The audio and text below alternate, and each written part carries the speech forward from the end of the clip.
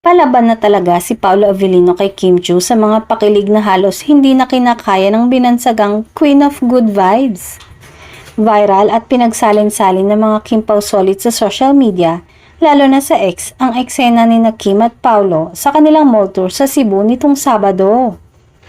Mapapanood ang video kung saan kinakantahan ni Paolo si Kim sa stage. Nagtapat ang mukha ni Paolo at Kim hanggang sa unti-unting nagdikit ang tip ng kanilang mga ilong. Tinapatan ni Kim ang tapang ni Paolo pero umatras ito sa hindi na kaya ng eksena at saka tumawa papalayo.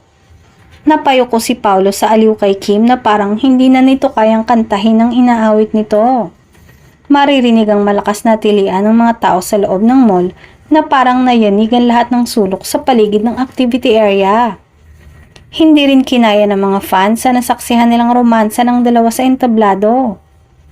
Marami pang mall tour na gagawin ng Kim Pao at siguradong marami pang papakawalan na eksena kay Kim na tiyak na ikagugulat ng todo ni Kim Chiu.